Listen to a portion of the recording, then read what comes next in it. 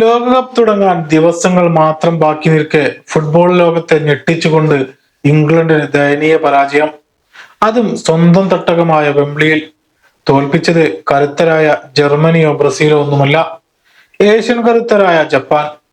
വെറും ഒരു തോൽവി മാത്രമല്ല ഇത്, ഇംഗ്ലണ്ടിന്റെ ലോകകപ്പ് മോഹങ്ങൾക്കേറ്റ വലിയ തിരിച്ചടിയാണ്. ഹാരി കെയ്ൻ എന്ന ഒറ്റ താരമില്ലെങ്കിൽ ഇംഗ്ലണ്ട് വെറും ശരാശരി ടീം മാത്രമാണോ? തോമസ് ട്യൂഷലിന്റെ പരീക്ഷണങ്ങൾ പാടിയോ? ലോകകപ്പിന് മുമ്പുള്ള സെന്റ് ഓഫ് സീരീസ് ഇങ്ങനെയാകുമെന്ന് ഇംഗ്ലണ്ട് സ്വപ്നത്തിൽ പോലും വിചാരിച്ചു കാണില്ല.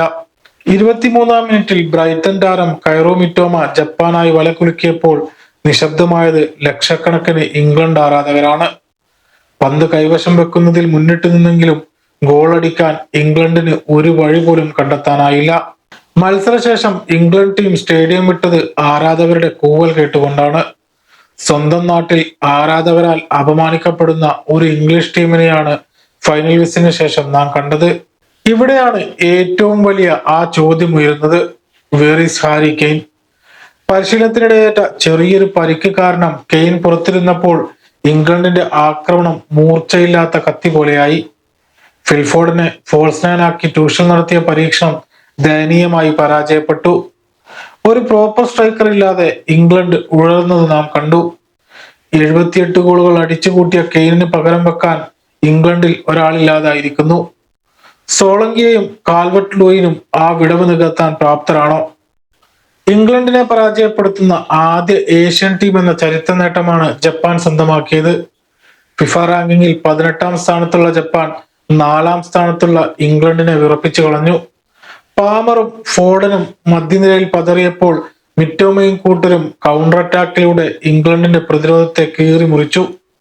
ജോർദാൻ പിക്ഫോർഡിന്റെ തകർപ്പൻ സേവുകളില്ലായിരുന്നുവെങ്കിൽ തോൽവി ഇതിലും ഭീകരമായേനെ.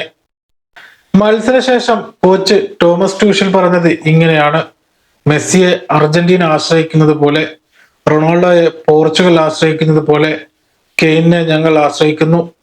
അത് സ്വാഭാവികമാണ്. പക്ഷെ മിസ്റ്റർ ട്യൂഷൽ, ലോകകപ്പ് പോലുള്ള വലിയൊരു ടൂർണമെന്റിൽ കെയ്നിന് എന്തെങ്കിലും സംഭവിച്ചാൽ ഇംഗ്ലണ്ടിന്റെ പ്ലാൻ ബി എന്താണ്? നിലവിൽ അതിനുള്ള ഉത്തരമില്ല. അതിന് ഉത്തരമില്ല എന്നതാണ് സത്യം.